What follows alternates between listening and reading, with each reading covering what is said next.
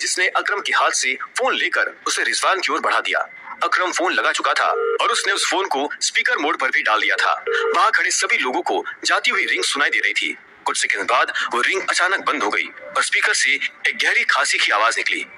Hello Rizwan, तुम कहाँ हो? मैंने कितनी बार तुम्हें फोन लगाया, मालूम है? हमारे फोन में कोई दिक्कत है क्या? फोन की दूसरी साइड से देवेन ने पूछा। रिजवान ने एक पल के लिए अभिनव की तरफ देखा और फिर हिचकिचाते हुए कहा, नहीं नहीं बस, फोन एकदम ठीक है। सॉरी, मैं उठा नहीं पाया। एक्चुअली किसी सुरक्षित जगह पर पहुंचकर ही मैं आपको फोन करना चाहता था। आजकल हर जगह टाइगर के जासूस बैठे हैं, पता नहीं कौन कहां से क्या सुन ले।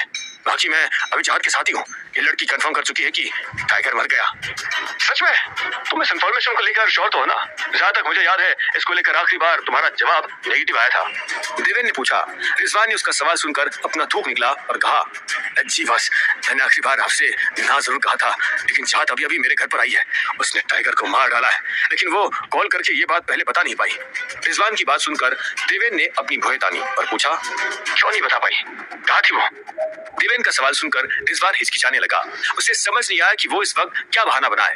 ऐसे में अकरम तुरंत फुसफुसाते हुए बोला, उसका फोन गुम गया था। रिजवान ने अकरम की बात तुरंत पकड़ ली और कहा, बस, उसका फोन गुम गया था। वो इतनी जल्दी भागी थी वहां से कि अपना फोन बीच रास्ते में कहीं भूल गई थी, लेकिन अभी वो मेरे साथ ही है। आप चाहो तो उससे बात कर सकते हो। रिजवान के ये कहते ही अभिनव ने चाहत की तरफ देखा और मुस्कुराते हुए अपना सिर हिलाया।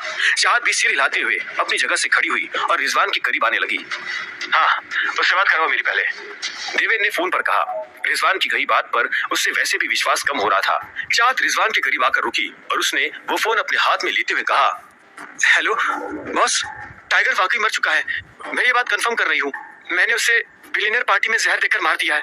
मैंने मेरी माँ की मौत का बदला ले लिया है। अपनी बात खत्म करते हुए चाहत का गला फिर से भर आया था।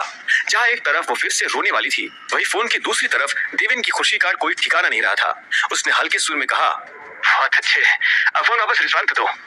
देवेन की बात सुनकर चाहत ने वो फोन फिर से रिजवान की तरफ बढ़ा दिया।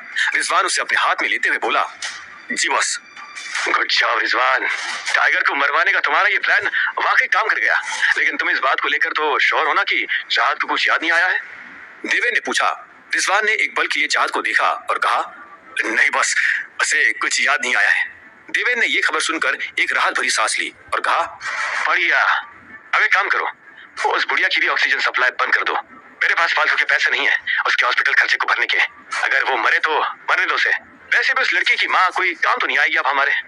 देवेन की ये बात सुनते ही अभिनव की आंखें हैरानी के कारण बड़ी हो गई। क्या? उसने फुसफुसाते हुए कहा ताकि फोन पर देवेन उसकी आवाज सुन ना ले। रिजवान ने एक